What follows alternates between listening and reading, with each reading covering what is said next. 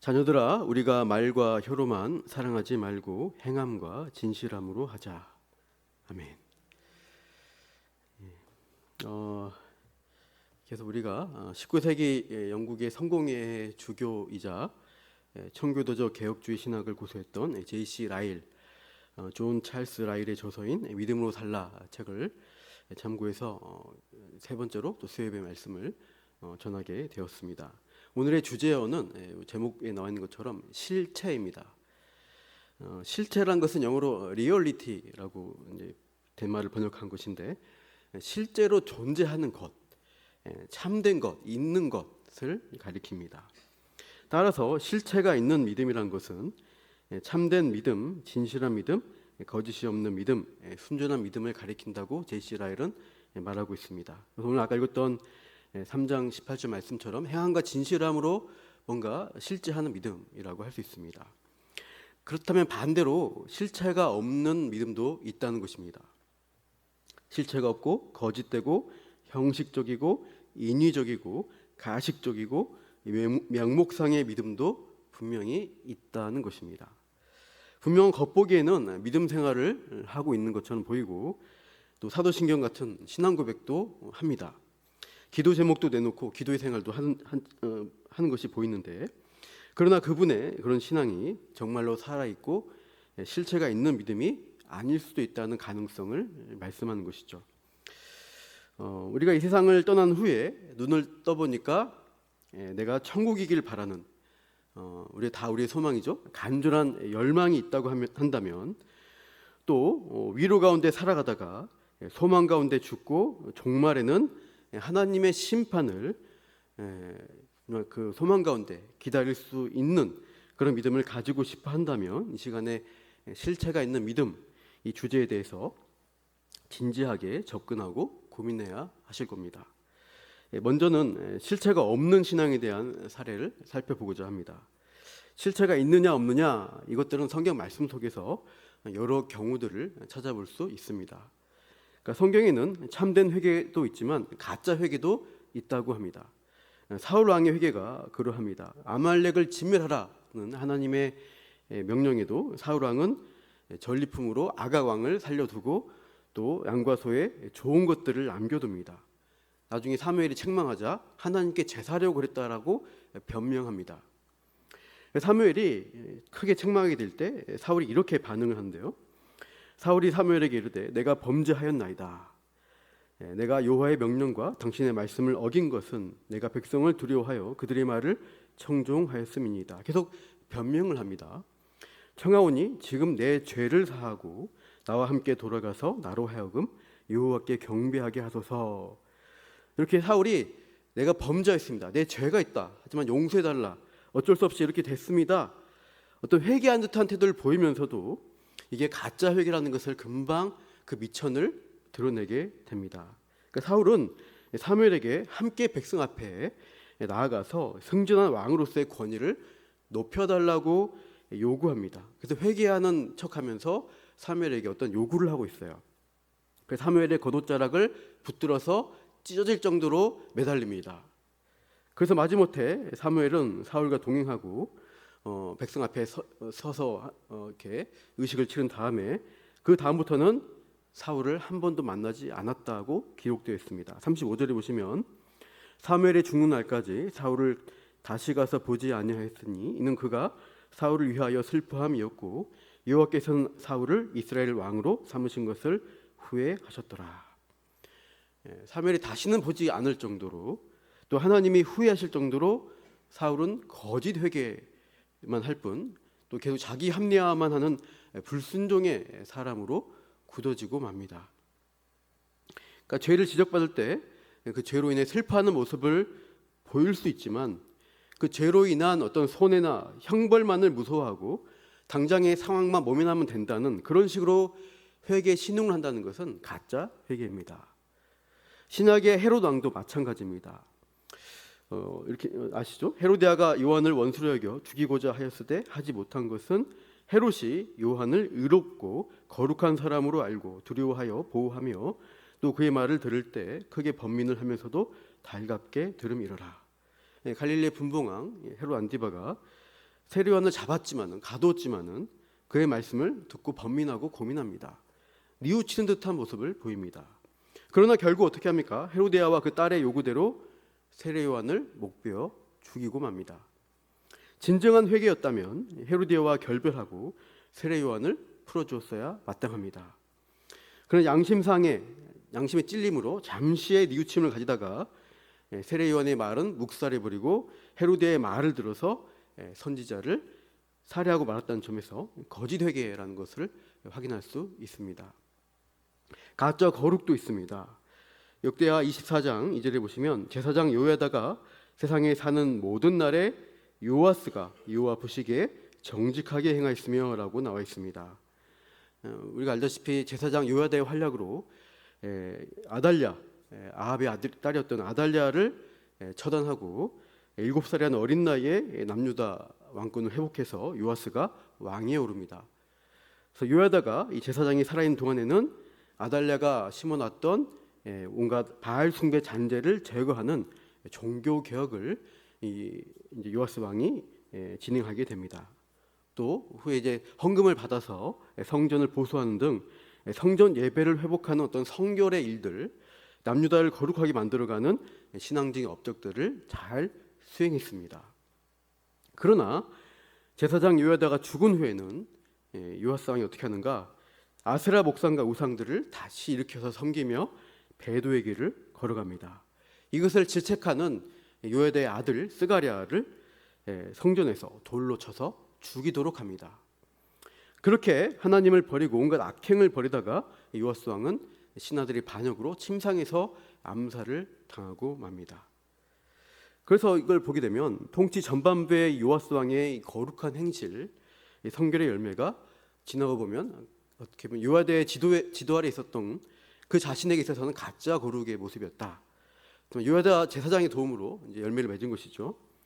또 가짜 믿음도 있다고 합니다. 요한복음 8장을 한번 펴보시죠. 잠깐 오늘 이제 본문은 다시 안 볼 것 같고요.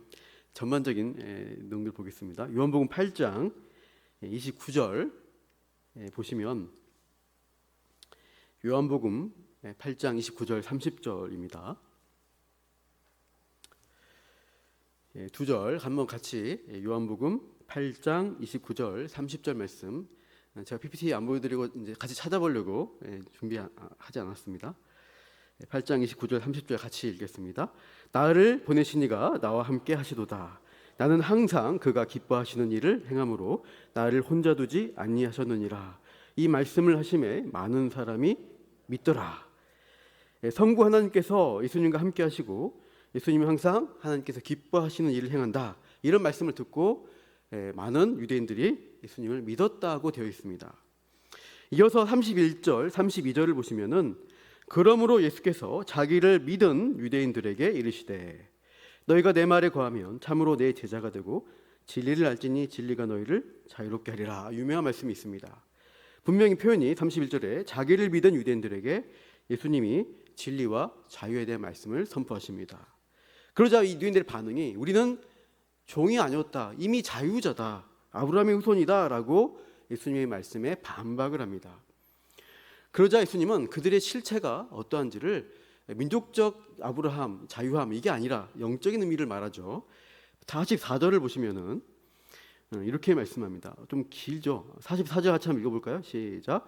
너희는 너희 아비 마귀에게서 났으니 너희 아비의 욕심대로 너희도 행하고자 하느니라. 그는 처음부터 살인한 자요 진리가 그 속에 없으므로 진리에 서지 못하고 거짓을 말할 때마다 제 것으로 말하나니 이는 그가 거짓말쟁이요 거짓의 아비가 되었음이라. 예수님은 이 유대인들을 영적인 실체를 아비 마귀를 따라 난 거짓말쟁이 살인자의 죄성을 가진 자들이다. 너희들은 죄인이다 이 말입니다. 그 실체 본질을 들춰내자 유대인들의 반응이 어떠합니까? 48절을 보시면은 오히려 예수님을 공격합니다. 유대인들이 대답하여 이르되 우리가 너를 사마리아 사람이라 아주 이제 상종 못할 이방인으로 보는 거죠. 또는 귀신 들렸다 하는 말이 옳지 아니하냐. 너 귀신 들린 거 아니야. 52절에도 말합니다. 유대인들이 이르되 지금 네가 귀신 들린 줄을 아노라. 예수님이 진리를 말하니까 유대인들이 예수님이 이상한 사람이라고 거의 미쳤다고 반박하고 있어요.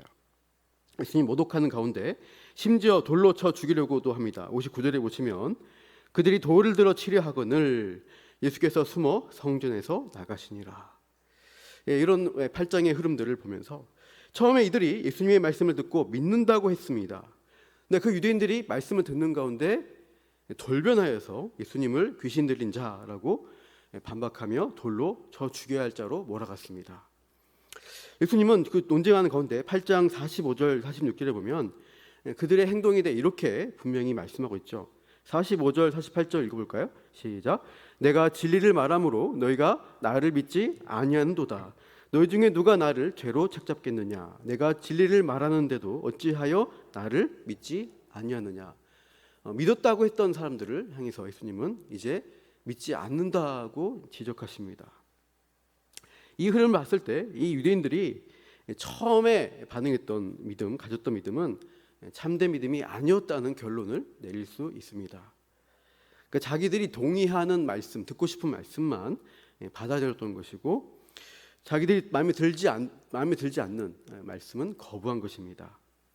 이런 믿음은 온전한 것이 아니죠. 구원받을 만한 믿음에 이른 것이 아니었습니다. 혹시 우리 중에서도 아멘 하면서 내가 좋아하는 말씀은 아멘 받아들이는데 부담되는 말씀 들으면 겉으로는 표현 안 하시지만 속으로 노멘 하신 분 계실까요? 이 성경 말씀이 바르게 선포되는 가운데 그 말씀을 어떤 것은 받아들이고 어떤 것은 진리로 받지 않는 것은 참된 믿음이 아닙니다.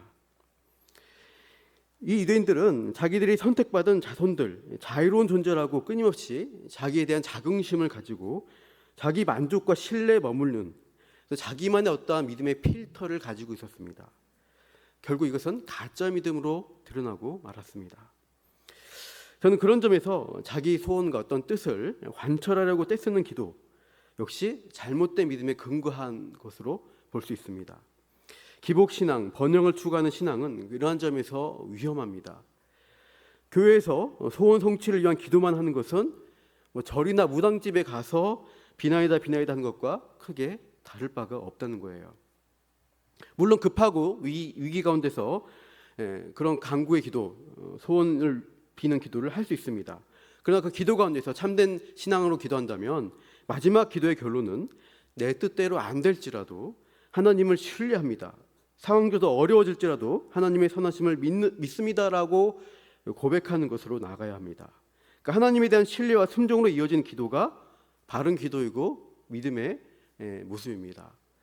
그러니까 내가 하나님을 믿는다 말하고 교회 열심히 다니고 남들처럼 정도 신앙생활을 한다는 것으로는 그 사람이 참된 믿음을 가졌다고 그냥 쉽게 판단을 내릴 수 없습니다.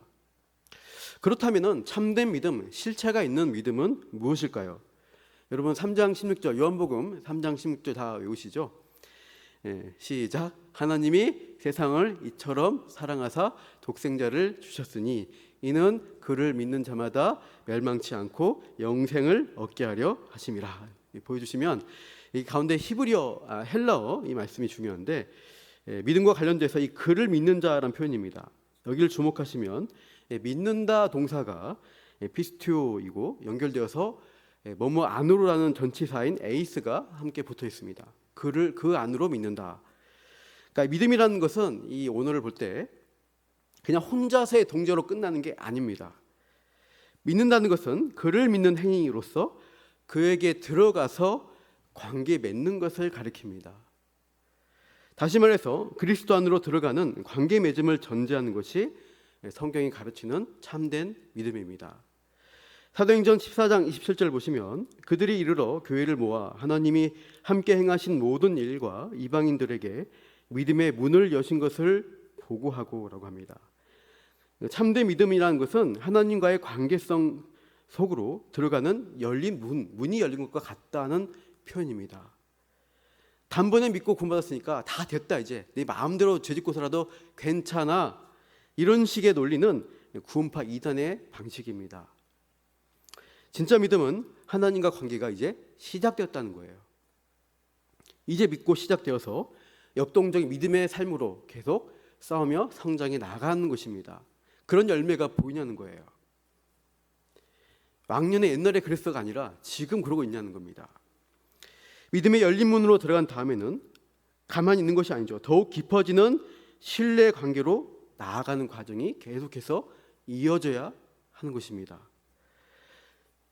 작년에 수요예배 시간에 우리가 많이 나눴던 말씀이 기억이 잘 안 날 수 있지만 하이델베르크 요리문답이었습니다. 가물가물 하실 겁니다. 저도 역시 설교했는데도 기억이 잘 안 납니다. 찾아봤는데 우리가 말씀을 늘 듣고 들으면서 새롭게 은혜를 받아야 합니다. 하이델베르크 요리문답 21문답에서 참된 믿음에 대한 설명이 있습니다. 제가 문제를 읽을 테니까 여러분이 답을 같이 읽어보면 좋겠습니다. 자, 참된 믿음이란 무엇입니까? 답. 참된 믿음은 하나님께서 그의 말씀에서 계시하신 모든 것이 진리라고 여기는 확실한 지식이며 동시에 성령께서 복음으로써 내 마음속에 일으키신 굳은 신뢰입니다. 곧 순전히 은혜로 오직 그리스도의 공로 때문에 하나님께서 죄사함과 영원한 의로움과 구원을 다른 사람뿐 아니라 나에게도 주심을 믿는 것입니다. 참된 믿음이 뭐냐 했을 때 두 가지 핵심적인 답이 색깔을 바꿔놨죠. 지식과 신뢰라고 하고 있습니다. 확실한 지식과 굳은 신뢰라는 두 가지를 참된 믿음의 요소로 설명을 합니다. 그러니까 먼저는 믿음에는 지식적인 요소가 분명히 있긴 합니다. 요한복음 17장 3절에 이렇게 말씀하죠. 영생은 곧 유일하신 참 하나님과 그가 보내신 자 예수 그리스도를 아는 것입니다. 구원하신 하나님에 대해서 아는 것으로부터 구원에 이르는 믿음은 시작됩니다. 지식적인 측면에서 들어야 됩니다. 그래서 듣는 게 중요합니다. 믿음이 출발합니다. 그러나 우리가 지식할 때 학교에서 배우는 인터넷에서 찾아보는 어떤 지식들, 정보들 이런 걸로 생각하기 쉬운데 그냥 정보적 지식으로만 구원 받는다고 하면은 성경책을 달달달 외우면 될 것입니다. 쉽죠. 그러나 이 믿음의 지식은 사변적, 관조적 지식에 머무르지 않고 인격적 관계의 지식에 해당합니다. 아까 말씀드린 대로 들어가야 되는 거예요. 그분과 관계 안으로 문을 열고 가는 것입니다. 그 인식의 대상이신 하나님에 대해서 알았다고 끝나는 게 아니라 그 인식의 대상이신 하나님을 어떻게 해요? 사랑하고 받아들이고 기뻐한 태도로 관계 맺는 것을 말합니다. 그러니까 대상을 정보로 인식하는 게 아니라 사랑과 수용, 의지와 정서를 수반하는 지식, 이 인격적 지식을 우리가 누리는 것을 말합니다. 성경 말씀을 통해서 하나님을 알아갈수록 어떻게 돼요? 하나님에 대한 사랑이 깊어지고 친밀해지는 것입니다. 그래서 지성을 사용해서 머리로 알아가지만 또한 가슴에 감성이 작동되어서 어떤 느낌으로도 어떤 감정적으로 반응을 하는 것입니다. 이걸 읽어볼까요? 시작. 그들이 서로 말하되 길에서 우리에게 말씀하시고 우리에게 성경을 풀어주실 때 우리 속에서 마음이 뜨겁지 아니하더냐. 엠마 마을로 돌아가던 두 제자가 부활하신 예수님을 만나서 그 성경 말씀이 참된 것이 무엇인가를 풀어주실 때 지식을 얻었지만은 그 지식을 통해서 그 마음과 심령이 뜨거워지는 경험을 동시에 하게 되었습니다. 사랑하는 성도 여러분, 여러분도 하나님이 누구이신가, 하나님의 성품이 어떠한가, 하나님이 우리를 위해서 어떠한 일을 행하셨는가, 이걸 우리가 배우고 듣고 이해하게 될 때 여러분 마음 가운데 그 감격과 울림이 있나요? 성경 지식이 내 심령으로 들어올 때 지성과 정서가 작동이 된다면은 그 지식이 바로 참된 믿음의 확실한 요소인 확실한 지식으로 받아들이신다는 게 맞습니다. 죄로 어두워진 우리 심령에 성령께서 조명해 주셔서 이 복음의 말씀이 진리라고 인식시키고 확신시켜 주십니다. 성령을 소유한 성도는 확실한 지식으로 이 믿음에 반응을 합니다. 한편 두 번째 요소인 굳은 신뢰는 의지적인 신뢰라고 할 수 있습니다. 의지의 요소입니다. 이 한자어 제가 작년에도 했었는데 믿을 신, 우러를 앙입니다. 의지할 앙. 그래서 믿고 의지하는 게 또 신앙의 믿음의 요소입니다. 확신하게 된 지식에 대해서 내 자신과 나의 전인격적 삶을 온전히 맡기고 의탁하는 그 과정이 굳은 신뢰입니다. 여러분들이 좋아하는 음식을 떠올릴 수 있는데 회 좋아하시는 분들 회 떠오르실 거고 육회, 불고기, 삼겹살, 햄버거, 아까 햄버거 좀 먹었는데요. 맛있었어요.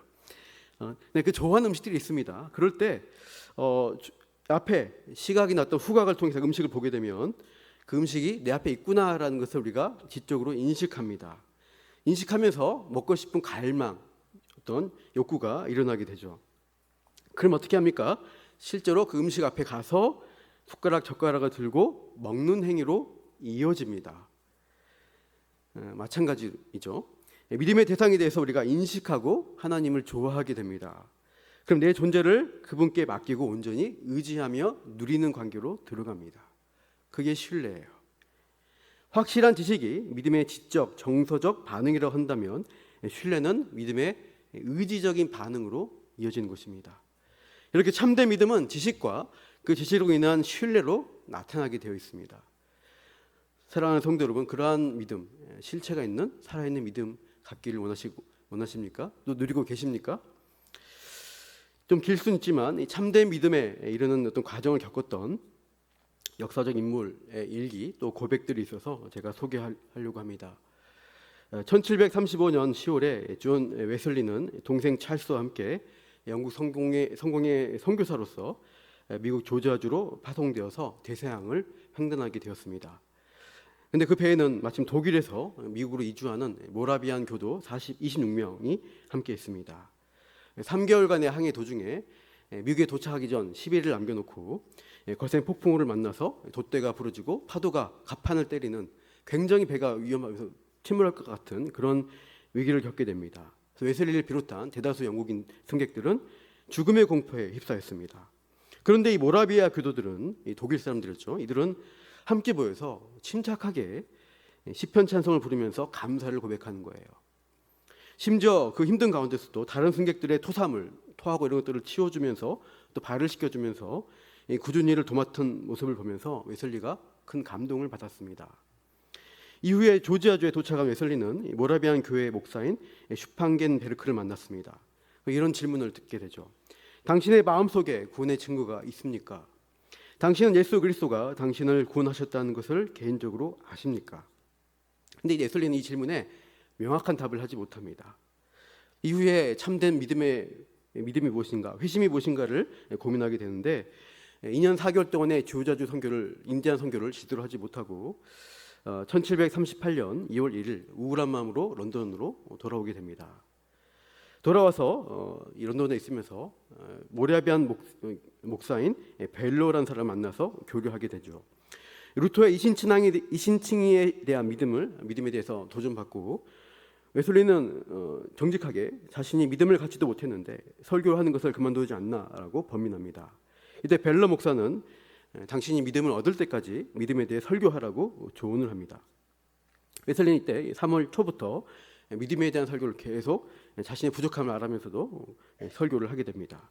그러면서 계속 벨러와 교제하면서 믿음과 회심에 대해 연구하며 즉각적인 회심도 무엇인지를 다 지적으로는 동의하게 됩니다. 그러면서 웨슬리는 이렇게 외치죠. 이제 나의 논쟁은 끝났다. 주여 믿음 없는 저를 도와주소서. 이런 기도를 하는 것이죠. 존 웨슬리가 구원에 이르는 믿음을 얻기 위해 고군분투하는 중에 동생 찰스 웨슬리도 병석에 아파서 누워 있으면서 믿음의 확신 얻기를 간구하고 있었습니다. 이 찰스는 5월 말 병상에서 루터의 갈라디아서 주석을 읽으면서 믿음, 이 칭의 교리에 대한 깊은 묵상을 하게 됩니다.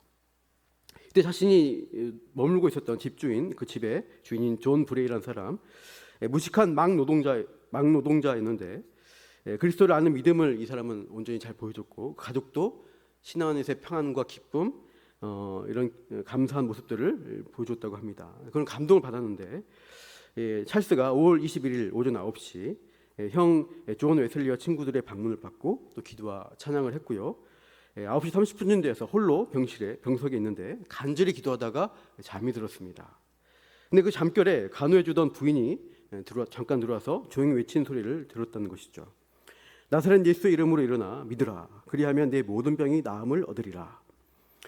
이걸 잠결에 듣고 깨어나서 이제 누가 했는지 찾게 되는데 그 와중에 그때 이상한 마음의 떨림을 경험하면서 찰스는 내가 믿습니다라고 고백하며 중생을 체험합니다.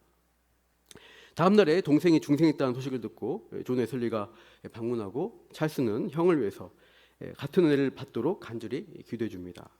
그리고 3일 뒤 1738년 5월 24일 수요일에 웨슬리는 아침 5시에 일어나서 성경을 묵상한 중에 이 구절을 읽습니다. 베드로서 1장 4절인데요. 이로써 그 보배롭고 지극히 큰 약속을 우리에게 주사 이 약속으로 말미암아 너희로 정욕을 인하여 세상에서 썩어질 것을 피하여 신의 성품에 참여한 자가 되게 하려 하셨으니 하나님의 성품에 참여하도록 하신다. 이런 말씀을 묵상하고 그날 오후에는 세인트폴 교회 저녁 기도회에 참석합니다.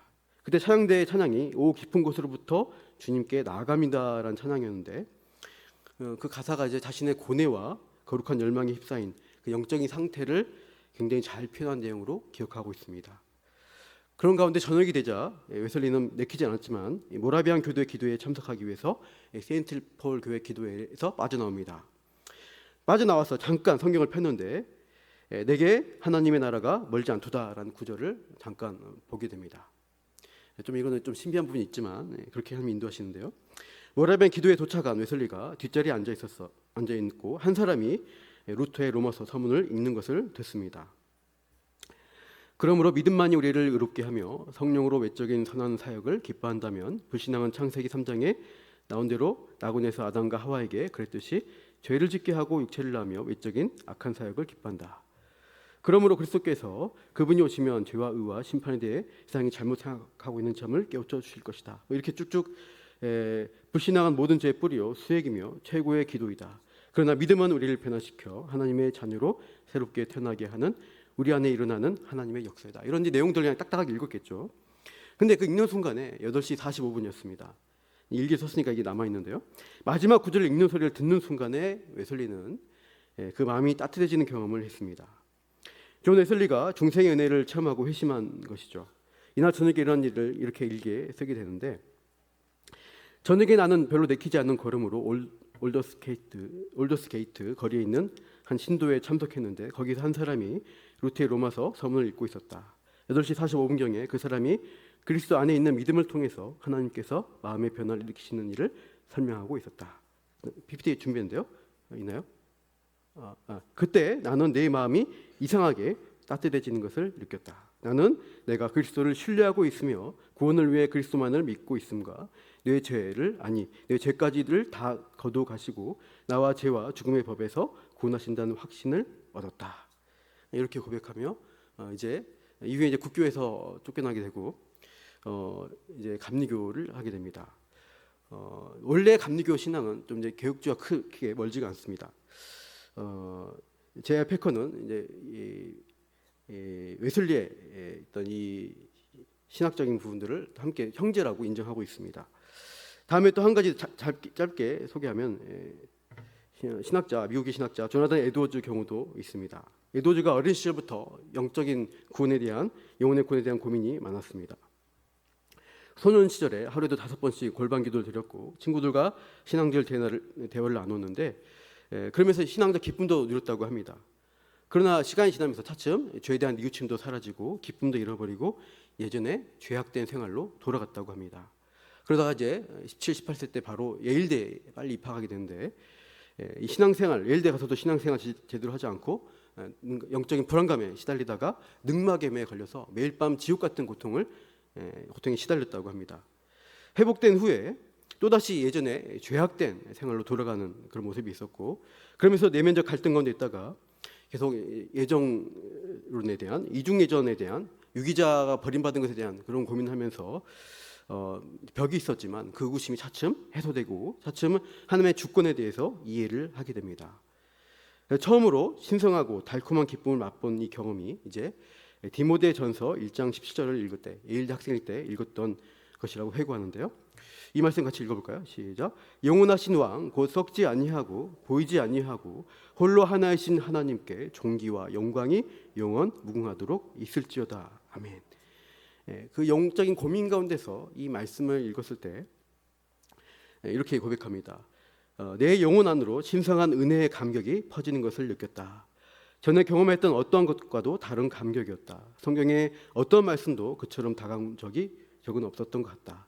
마치 내가 천국에 가서 하나님과 함께 영원히 동행하는 것 같이 근사하고 행복한 느낌이었다. 나는 계속해서 성경 말씀을 노래하는 것을 멈추지 않았다. 주님께 기도하러 갔는데 전과는 완전히 다르게 그 시간이 무척 새로운 즐거운 종류의 감격으로 다가왔다. 이렇게 어떤 점진적인 회심의 과정들을 보여주고 있습니다. 나중에 목회자가 된 후에 또 깊은 영적 경험을 고백하는데 1737년 숲속의 기도의 체험을 말합니다. 목숨과 기도를 드리기 위해서 말을 타고 숲속으로 갔습니다. 말에서 내리는 순간 나는 특별한 광경을 보았습니다. 그것은 하나님의 아들의 영광이었습니다. 그분의 은혜와 사랑, 온유와 겸손을 보았습니다. 그것이 약 1시간 정도 계속되었습니다. 나는 이때 크게 소리내어 울었습니다. 그러니까 조나단 에드워즈가 어느 딱 시점이라기보다는 계속 회심의 과정을 인도하신 하나님의 손길이 있었고, 그런 영적인 고민 가운데 하나님의 말씀을 더 깊이 있게 벽을 깨면서 받아들이고 영적인 깊은 실체가 있는 믿음의 체험들을 했던 것입니다. 그렇게 하나님의 주권과 은혜를 이해하며 참된 믿음으로 나아가는 과정이 있었습니다. 저의 경우도 잠깐 언급을 하려고 합니다. 저도 어렸을 때부터 죽음에 대한 고민과 두려움이 굉장히 많았습니다. 제가 초등학교 가기 전이었던 것 같은데, 집에서 정말 제가 사랑하던 고양이가 있었는데, 고양이가 겨울에 쥐약을 먹고 죽었어요. 제가 좀 충격을 받았습니다. 그러면서 그랬는지 모르겠지만 그런 가운데 이제 교회들 이제 다니고 있었고요. 그래서 중학교 때부터 이제 수련회를 참석하면서 영적인 것에 대한 사모함 또 관심도 많이 갖게 됐습니다. 그러다 이제 주일에 전도사님 설교를 듣고 중인지 중3 때인지 혼자 집에 와서 영접 기도하면서 하나님 믿겠다라고 또 결단하는 그런 모습도 기억이 납니다. 고등학교 1학년 때는 교회 지하 중고등부실이었는데 거의 밤마다 그 교회를 찾아갔습니다. 학교 끝나면 한 8시, 9시 넘어서 밤마다 가서 혼자 앉아있고 좀 기도하다가 또 묵상하다가 집에 갔던 기억이 납니다. 소리치기도 하고 기도하기도 하고 그냥 가만히 피아노 잠깐 땡땡 치다가 찬양도 하고 그랬는데요. 그러면서 은혜를 알아가는 가운데 있다가 이 공부 좀 이제 교만하게 만드는 학교였습니다. 그래서 뭐 인류대를 가든다 막 이렇게 하는 그런 학교 분위기에서 좀 교만의 마음을 가지고 공부라는 우상에 빠졌던 것 같고요. 그러다가 삼수라는 과정을 통해서 실패를 경험하면서 하나님의 주권 앞에 엎드리기도 하고 이런 경험들이 있었습니다. 여러 가지 위기에서의 또 상황이 있었고 또 간절히 기도하고 응답받는 여러 가지 일들을 겪었고요. 그중에 특별히 나눌 만한 또 기억받은 은혜는 군대에서 있었던 기억입니다. 15사단 화천 철원에 제가 이제 있었는데 폭우가 치던 날이었습니다. 그 장마철에 제가 일병이었던 것 같은데요. 토요일 밤에 상병이나 일병이 기억납니다. 군대 행정방에 제가 이제 야간 근무는 아니었고 그냥 이제 잠깐 이제 밤에 좀 성경을 읽게 됐습니다. 요한계시록을 읽게 되는데 읽다가 그냥 밤을 새버렸어요. 21장인데 천천히 읽다가 밤을 새버렸는데 그 읽고 나서 말씀에 이 감격이 막 속에서 넘쳐 흘러서 그 다음날 주일이었는데 주일날 교회를 이제 9시에 가게 됐는데 교회 가서 앉아 있는데도 이 울림이 멈추지 않아서 이제 막 진동이 막 계속 오는 겁니다. 그래서 이제 기도하고 설교도 제대로 못 들 정도로 약간 좀 그런 말씀의 어떤 울림이 있었습니다. 사랑하는 성도 여러분, 우리의 신앙생활이라는 것이 그냥 형식적으로 똑같이 주일날 예배드리고 왔다 갔다 하고 어렸을 때부터 그랬으니까 똑같이 하겠다 이런 것이 아니라 이 인격적 관계 안에 들어가고 의지하고 계속 이게 하나님의 살아계심을 경험하는 믿음의 과정이 있어야 하는 것입니다. 체험이 있다고 해서 믿어지는 것이 아니라 그 말씀을 통해서 경험되어진 하나님의 성품, 그분을 향한 또 그분이 나에게 주시는 어떠한 은혜들, 살아있는 하나님의 어떤 손길들을 경험하는 과정이 있는 것입니다. 이게 실체가 있는 거예요. 공허하고 형식적인 믿음, 알맹이 하나도 없고 그냥 은혜 없는 상태에 그냥 왔다 갔다 하는 믿음, 이런 것은 조심해야 됩니다. 실체가 있는 믿음, 참된 회개와 거룩과 은혜와 감격이 있는 믿음으로 그래서 사모하며 나아가시기를 축복합니다.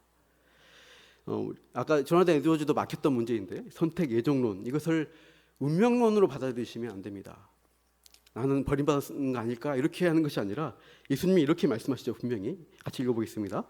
아버지께서 내게 주시는 자는 다 내게로 올 것이요 내게 오는 자는 내가 결코 내쫓지 아니하리라. 아멘. 복음으로의 부르심을 받는 자리에 있다는 것은 하나님 아버지의 마음, 선하심을 여러분이 알아야 합니다. 하나님은 나쁜 분을 보는 것이 아니라 나를 버리셨다고 보는 것이 아니라 그건 알 수 없어요. 근데 일단 이 땅에서 살아가는 우리들은 하나님이 선하심을 바라보고 그분께 나아가는 것입니다. 누구나 예수님께 부르실 때 나아갈 수 있어요. 나가시면 돼요. 누군 기고 아니고를 우리는 판단할 수가 없습니다.